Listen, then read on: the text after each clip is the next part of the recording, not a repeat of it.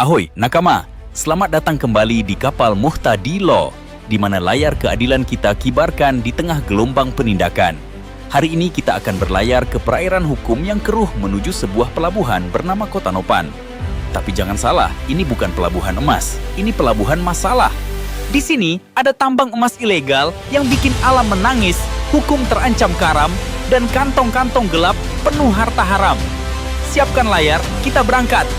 Di Kota Nopan, Mandailing Natal, Sumatera Utara, aktivitas tambang emas ilegal semakin menggila.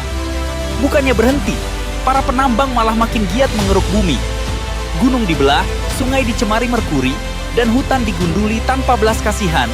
Laporan warga dan aktivis lingkungan menyebut, aktivitas ini bukan rahasia lagi. Bahkan alat berat bisa keluar masuk seperti kapal di pelabuhan bebas bea.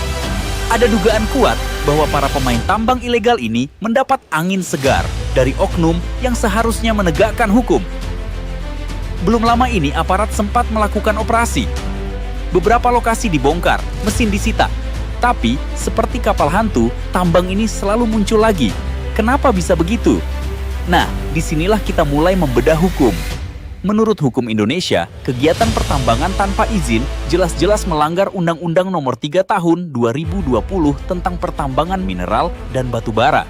Pasal 150. 8 tegas menyebut, barang siapa melakukan usaha penambangan tanpa izin usaha pertambangan khusus, atau izin lainnya, dipidana penjara paling lama 5 tahun dan denda paling banyak rp 100 miliar.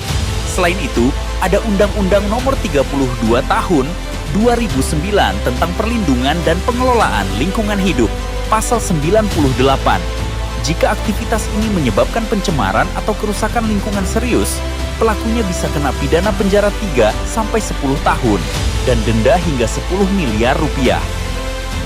Dan kalau ternyata ada pejabat yang menutup mata atau malah ikut menikmati hasilnya, bisa dijerat pasal 12 huruf E Undang-Undang Tipikor tentang menerima gratifikasi atau suap. Ancaman hukumnya minimal 4 tahun penjara. Akibat tambang ilegal di Kota Nopan ini bukan cuma rusaknya lingkungan, ada kerusakan ekosistem sungai seperti ikan mati, air tidak layak minum, banjir dan longsor berupa tanah jadi rapuh, hutan gundul. Kerugian negara berpotensi pajak dan retribusi hilang, semua masuk kantong gelap. Masalah kesehatan, seperti merkuri dari proses penambangan bisa meracuni warga. Lalu, apa solusinya? Pertama, penegakan hukum tanpa pandang bulu. Jangan cuma anak buah yang kena, kapten kapal tambang ilegal juga harus diborgol. Kedua, penutupan akses masuk alat berat ke wilayah tambang ilegal. Jalan menuju lokasi harus diawasi ketat.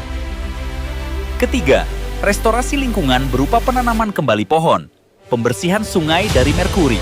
Keempat, memberdayakan masyarakat lokal, seperti mereka harus punya alternatif mata pencaharian legal, seperti pertanian atau wisata alam, agar tak tergoda jadi kru kapal tambang ilegal. Ahoy nakama! Tambang ilegal di Kota Nopan ini seperti kapal perompak yang terus merampok harta laut. Tapi ingat, di lautan hukum, selalu ada badai yang bisa menenggelamkan kapal-kapal kotor itu.